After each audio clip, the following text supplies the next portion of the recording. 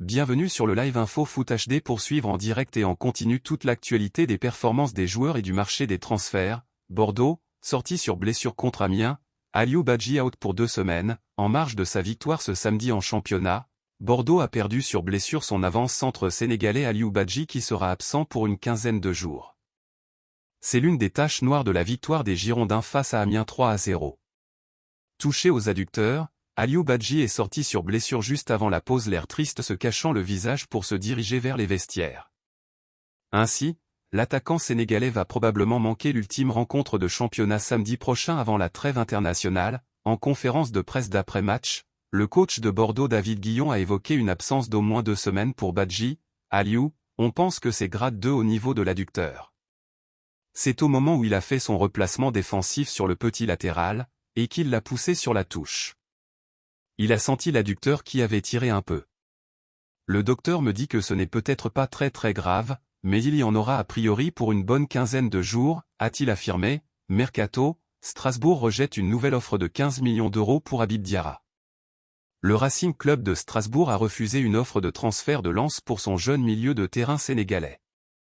C'est décidé, Strasbourg ne veut pas lâcher son jeune prodige Habib Diarra après avoir perdu Habib Diallo transféré du côté des Al-Shabaab en Arabie Saoudite. Le club alsacien veut conserver le natif de Guédiawaye dont il veut faire un élément clé du nouveau projet du club dirigé par Marc Keller. Ainsi, après avoir refusé les 2 premières offres venant de Lens, Strasbourg a encore refusé la dernière offre du club nordiste malgré que celle-ci soit estimée à hauteur de 15 millions d'euros. Patrick Vieira compte ainsi s'appuyer sur Habib Diarra pour réussir une saison pleine de promesses. Avec Andy Diouf, Lens s'incline face au PSG et s'enfonce dans une mauvaise dynamique. Le Racing Club de Lens s'est incliné ce samedi au Parc des Princes face au Paris Saint-Germain, 3-1, pour le compte de la 3e journée de Ligue 1. Les difficultés se confirment pour le Racing Club de Lens. Après 2 journées sans succès, le club sang et or a encore courbé l'échine face au PSG. Malgré une première période assez équilibrée, les coéquipiers d'Andy Diouf vont lever le pied se faisant punir d'abord par Marcos Asensio, 45e, puis par Kylian Mbappé auteur d'un doublé, 52e 90e, les hommes de Francaise parviendront toutefois à sauver l'honneur avec cette nouvelle défaite, 3-1. Lens se situe dans le bas du classement de la Ligue 1 et devra impérativement faire un bon résultat samedi prochain à Louis II contre le PSG. Marseille, la légende Mamadou Niang ne ferme pas là. Port à un retour à l'OM, l'ancien joueur de l'OM a affirmé qu'il était ouvert à un retour à Marseille pour intégrer l'organigramme du club phocéen. Candidature du Sénégal à la CAN 2027. Amadou Ba, le dossier du Sénégal est vraiment en avance. Le ministre des Sports Amadou Ba a jugé très satisfaisant l'état d'avancement de la candidature du Sénégal à la Coupe d'Afrique des Nations 2027. C'est une annonce de taille de la part du Premier ministre et ministre des Sports selon Amadou Ba dont les propos ont été relayés par CNews. La candidature du Sénégal pour la CAN 2027 a été acceptée par la Confédération africaine de football, CAF. Le PM d'ajouter que le président de la République va valider les investissements à faire pour l'organisation de cette compétition au Sénégal. Le dossier suit son cours. Nous sommes vraiment en avance, l'équipe de la CAF est passée ici, le dossier du Sénégal est bien accepté. Nous allons très bientôt voir les investissements à faire, parce que cela va nécessiter des investissements qu'on va devoir lancer. Ces investissements seront programmés. Nous visons à permettre la participation du plus grand nombre de régions possible dans la mise en place de cette CAN. Par ailleurs, Amadou Ba a annoncé que le Sénégal était en train de travailler pour une co-organisation avec la Gambie et la Mauritanie. Iliman Ndiaye et Ismaïla Sarr titulaires face à Brest légèrement touchés à la cheville lors de la précédente journée contre Metz. Iliman Ndiaye tient sa place dans le 11 de départ hier soir contre Brest. Avant le match Marseille. Comptabiliser une victoire et un match nul après 2 journées disputées par Marcelino Garcia. L'OM s'en sort face à Brest avec un but d'Ismaïla Sarr. Son premier but a permis à l'OM de souffler, car le club phocéen a été bousculé par le stade brestois avant de s'imposer 2-0 au Vélodrome. Sans faire de bruit, l'Olympique de Marseille poursuit son petit bonhomme de chemin en championnat, opposé à un stade brestois vainqueur de ses 2 premiers matchs, ce samedi 26 août à l'occasion de la 3e de Ligue 1. Les hommes de Marcelino ont assuré une 2e victoire consécutive en l'emportant sur le score de 2-0. Si Iliman Ndiaye était transparent, l'OM peut compter sur Ismaïla Sarr. La Liga, Dion Lopi titulaire pour la première fois avec Almeria, pour le déplacement sur la pelouse du Cadiz FC ce samedi après-midi. L'entraîneur d'Almeria, Vicent Moreno, va offrir à Diom Lopy sa première titularisation apparue pour 13 minutes seulement face au Rayo Vallecano lors de la première journée. Diom Lopy a vécu sa première titularisation dans le championnat d'Espagne ce samedi. Le jeune milieu de terrain sénégalais a pris place dans la composition de Vincent Moreno pour le déplacement à Cadix, Premier League. Wolverhampton en force Everton d'Idrissa Gueye. Everton s'est incliné, 1-0, face à Wolverhampton contre le cours du jeu ce samedi après-midi soir lors de la 3e journée de Premier League. Les Toffees sont derniers au classement. Plongé dans une crise quasi totale de résultats depuis plusieurs mois, Everton a encore mordu la poussière.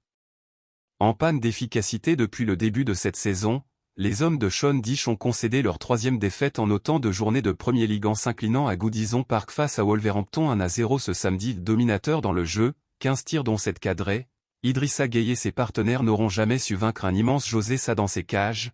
Ils ont donc été punis sur la première frappe cadrée de Wolves et donc sur un but de Sas Kaladzic à la 87e minute. Everton est lanterne rouge du classement après cette nouvelle défaite. Bournemouth reconnaît son erreur de ne pas avoir recruté Nicolas Jackson, l'attaquant sénégalais, qui devait s'engager à Bournemouth en janvier dernier, avait été renvoyé à Villarreal après avoir échoué à sa visite médicale.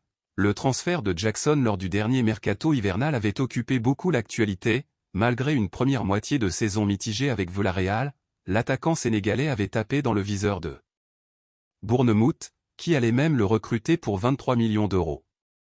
Mais les Cherries s'étaient rétractés du dossier après avoir découvert une blessure lors de la visite médicale du joueur, qu'ils ont donc renvoyé en Espagne. Mauvaise casting puisque, de retour sur les terrains après 3 mois d'absence, l'ex-joueur du Casa Sport explosait les compteurs dans le championnat d'Espagne, finissant l'exercice 2022 à 2023 avec 12 buts et 4 passes décisives et depuis, Jackson ne cesse d'impressionner, que ce soit en sélection ou avec Chelsea qui s'est fié à lui en l'ayant recruté cet été pour 38 millions d'euros, de quoi provoquer une immense déception à Bournemouth. Tottenham enchaîne à Bournemouth, Pape Matar Sarr brille encore. Tottenham a signé son 2e succès de la saison en s'imposant sur la pelouse de Bournemouth samedi 0-2 de nouveaux titulaires. Pape Matar Sarr a encore laissé de bonnes impressions. Jürgen Klopp craint un départ de Mohamed Salah vers l'Arabie Saoudite après avoir assuré en conférence de presse qu'il dirait « non » en cas d'offre saoudienne. Jürgen Klopp a pris soin de préciser lors d'une interview à Sky Sport que Mo est un joueur très expérimenté, et il est investi à 100% avec nous malgré tout. Le technicien des Reds a avoué qu'un départ de sa star serait une catastrophe pour le club anglais. La piste Bruno Onyemaechi s'éloignait de Lens ce dimanche. Nous vous révélons que Lens s'intéressait au profil Bruno Onyemaechi latéral gauche de Boavista. Selon nos informations, ça se complique déjà pour l'arrivée du latéral nigérien. Il tiendrait un accord avec un autre club, la piste menant à un piston gauche bien connu de Ligue 1 est creusée actuellement par Grégory Thiel. Tottenham s'attaque à Brannan Josson. Selon les dernières informations du Daily Telegraph, Tottenham devrait rapidement ouvrir des discussions avec Nottingham Forest pour obtenir la signature de l'attaquant, Brennan Johnson, évolué à 50 millions de livres sterling. Davinson Sanchez et Bryan Gil pourraient d'ailleurs faire partie de l'opération afin de diminuer l'indemnité de transfert. Ahmed Touba file à l'EC. L'international algérien quitte la Turquie et l'Istanbul Basaksehir pour rejoindre l'Italie. Le défenseur vient de s'engager avec la formation l'EC. Comme nous vous le révélions, Mohamed Kudus va quitter l'Ajax Amsterdam pour s'engager avec West Ham. Selon les informations de Sky Sport, l'international ghanéen a passé avec succès sa visite médicale ce dimanche matin. L'officialisation pourrait arriver dans la journée. Merci de t'abonner pour ne rater aucune de nos prochaines vidéos.